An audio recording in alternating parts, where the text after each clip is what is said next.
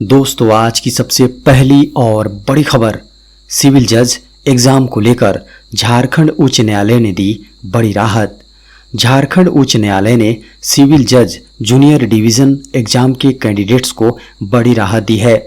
Civil जज junior division की भर्ती के लिए झारखंड लोक सेवा आयोग की ओर से आवेदन लिया जा रहा था, लेकिन इस आवेदन में अधिकतम उम्र सीमा में मामला फंसा था। इसी मामले को लेकर अभिषेक कुमार एवं अन्य की ओर से झारखंड उच्च न्यायालय में याचिका दायर की गई थी। बुधवार को मामले की सुनवाई झारखंड उच्च न्यायालय के चीफ जस्टिस संजय कुमार मिश्रा की अध्यक्षता वाली खंडपीठ में हुई, जहां सुनवाई के दौरान अदालत ने उम्मीदवारों को 21 सितंबर तक आवेदन करने को कहा है।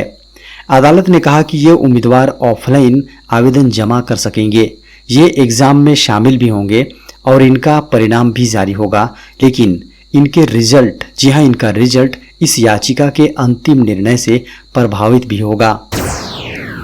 झारखंड में रिकॉर्ड बनाने की तैयारी में जेएसएससी जल्द मिलेंगे 3120 शिक्षक। झारखंड को जल्द ही 3120 शिक्षक मिलने वाले हैं। 10 सितंबर तक हुए पीजीटी एग्जाम के रिजल्ट अक्टूबर के प्रथम सप्ताह में जारी करने की बात कही गई है। अक्टूबर में झारखंड को विभिन्न विषयों के 3120 नए +2 शिक्षक मिलने वाले हैं। इसे लेकर जेएसएससी यानी झारखंड कर्मचारी चयन आयोग के द्वारा चल रही नियुक्ति प्रक्रिया अंतिम चरण में है। 18 अगस्त से 10 सितंबर तक आयोजित किए गए ऑनलाइन एग्जाम का रिजल्ट आयोग के द्वारा अक्टूबर के प्रथम सप्ताह में जारी करने की तैयारी की जा रही है। बड़ी खबर है, झारखंड में 18 सितंबर तक बारिश का पूर्वानुमान। मौसम विज्ञान विभाग के द्वारा जारी पूर्वानुमान की माने तो झारखंड में बारिश का सिलसिला अगले 18 सितंबर तक जारी रहेगा। विभाग ने 13 सितंबर को झारखंड के दक्षिणी और मध्य भागों में कहीं कहीं भारी बारिश होने की संभावना जताई है। वहीं 14 सितंबर को भी दक्षिणी पश्चिमी और मध्य भागों में कहीं कहीं पानी बरसने की आशंका है। इसके अलावा 15 सितंबर को पश्चिमी और मध्य भागों में कुछ इलाकों पर भारी वर्षा हो सकती है। 13 से 15 सितंबर के लिए विभाग ने कुछ इलाकों के लिए मेघ गर्जन व वज्रपात के लिए येलो अलर्ट जारी किया है। झारखंड में मौसम सुहाना बना हुआ है। आने वाले 3 दिनों में कई इलाकों में भारी बारिश की संभावना है।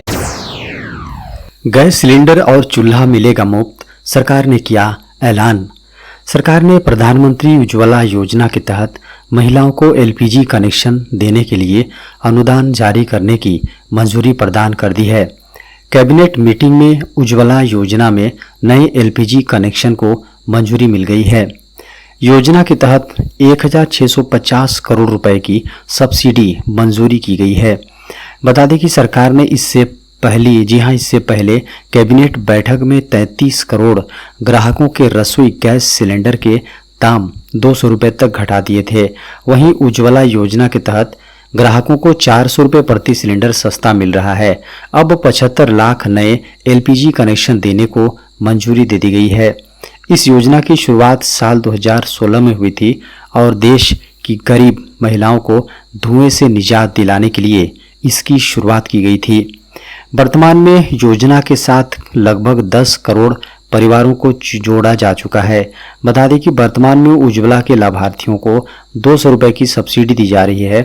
इस तरह योजना पर मिलने वाली कुल छूट बढ़कर 400 रुपये प्रति सिलेंडर हो गई है।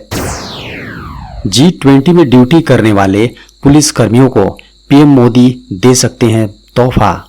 देश की राजधानी नई दिल्ली में 9 से 10 सितंबर को आयोजित हुए G20 शिखर सम्मेलन की चर्चा पूरी दुनिया में है। इस सम्मेलन की सुरक्षा के लिए पुलिस विभाग ने पूरी दिल्ली को सैन्य छावनी में तब्दील कर दिया था।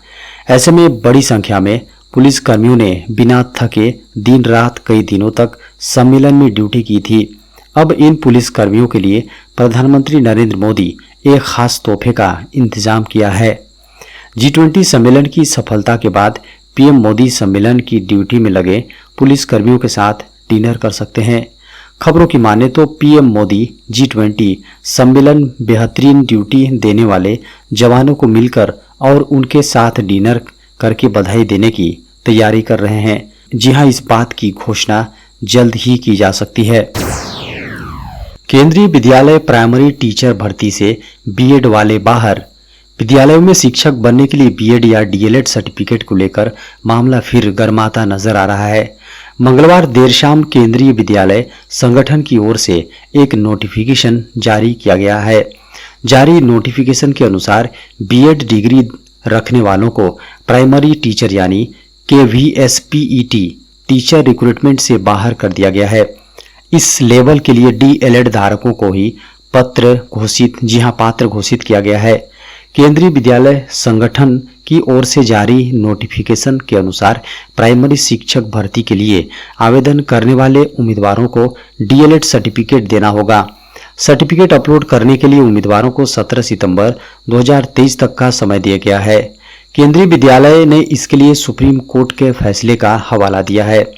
केंद्रीय विद्यालय संगठन की ओर से जारी नोटिफिकेशन में कहा गया है कि भारत के सर्वोच्च न्यायालय ने सिविल अपील पर फैसला सुनाते हुए प्राथमिक शिक्षक पद के लिए बीएड डिग्री को रद्द कर दिया है।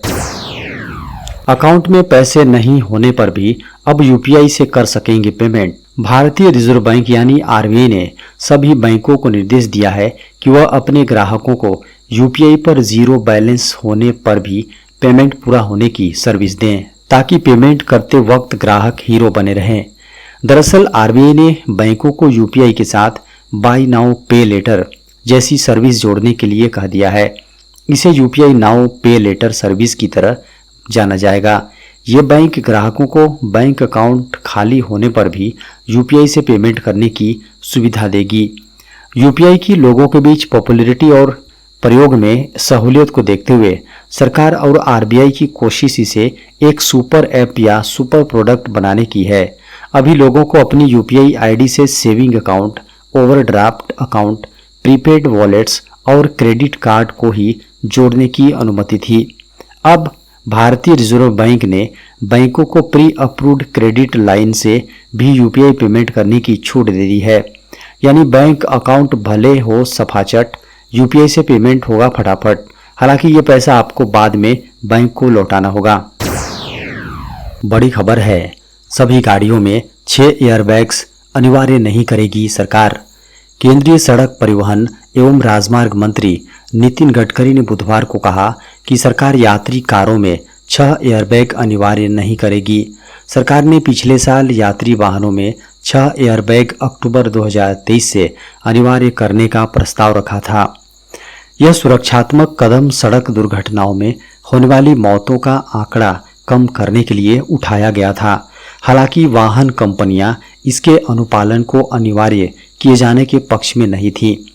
उनका कहना था कि 6 एयरबैग को अनिवार्य करने से खासकर छोटी कारों की लागत बढ़ जाएगी। गडकरी ने यहां एक कार्यक्रम में शिरकत करते हुए एयरबैग पर सरकार का रुख स्पष्ट करते हुए कहा, हम कारों के लिए 6 एयरबैग का नियम अनिवार्य नहीं बनाना चाहते हैं। एयरबैग किसी दुर्घटना की स्थिति में यात्री को वाहन के ठोस हिस्सों से सीधी टक्कर से बचाने में अहम भूमिका निभाता है। हादसे की स्थिति में जो गुब्बारे की तरह खुलकर यात्री को सीधी टक्कर से रोकता है। देश में कोविड-19 के आए 97 नए मामले। भारत में एक दिन में कोविड-19 के 97 नए मामले सामने आए, जबकि उपचाराधीन मरीजों की संख्या बढ़कर 537 हो गई। केंद्रीय स्वास्थ्य मंत्रालय की ओर से बुधवार सुबह 8 बजे जारी ताज़ा आंकड़ों को माने तो देश में संक्रमण से जान गंवाने वाले लोगों की कुल संख्या 5,32,028 पर टिकी हुई है। आंकड़ों के अनुसार भारत में कोरोना वायरस से अब तक संक्रमित हुए लोगों की कुल संख्या बढ़कर 4,49,97,917 हो गई है। स्वास्थ्य मंत्रालय की वेबसाइट के अनुसार देश में कोविड-19 से रिकवर होने वाले लोगों की संख्या बढ़कर 4,44,65,352 हो गई है। आंकड़ों को माने तो भारत में कोरोना वायरस से अब तक संक्रमित हुए लोगों की कुल संख्या बढ़कर 4,49,97,917 हो गई है। स्वास्थ्य मंत्रालय की वेबसाइट के अनुसार देश में कोविड-19 से रिकवर होने वाले लोगों की संख्या बढ़कर 4,44,65,352 हो गई है। आंकड़ों के अनुसार भारत में संक्रमण को मात देने वालों की राष्ट्रीय दर 98.81%, जबकि मृत्यु दर 1.18% है। मीडिया ट्रायल पर सख्त सुप्रीम कोर्ट, कहा आरोपियों के अधिकार का भी रखे ध्यान। सुप्रीम कोर्ट ने बुधवार को केंद्रीय गृह मंत्रालय को निर्देश दिया है कि आपराधिक मामलों में पुलिस की मीडिया ब्रीफिंग को लेकर 3 महीने के भीतर दिशा निर्देश तैयार किए जाएं। उच्चतम न्यायालय ने इस मामले में देश के सभी राज्यों के पुलिस महानिदेशकों डीजीपी को भी निर्देश दिया है कि वो 1 महीने के भीतर केंद्र सरकार को अपने सुझाव दें। देश के मुख्य न्यायाधीश डीवाई चंद्रचूड़ ने इसे बेहद अहम मसला बताया और कहा, कई चीजें आपस में जुड़ी हुई हैं। एक और लोगों को सूचना हासिल करने का अधिकार है, तो वहीं दूसरी ओर जांच के दौरान सबूतों का खुलासा होने पर जांच प्रभावित होने की आशंका भी रहती है। आरोपियों के अधिकारों का भी ध्यान रखना है। मीडिया ट्रायल से उनका हित प्रभावित होता है। सुप्रीम कोर्ट ने कहा कि सभी डीजीपी दिशा निर्देशों के लिए अपने सुझाव 1 महीने में गृह मंत्रालय को दें। एनएचआरसी के सुझाव भी लिए जा सकते हैं। शीर्ष अदालत उन मामलों में मीडिया ब्रीफिंग में पुलिस द्वारा अपनाए जाने वाले तौर तरीकों के संबंध में एक याचिका पर सुनवाई कर रही थी, जिनकी जांच जारी है।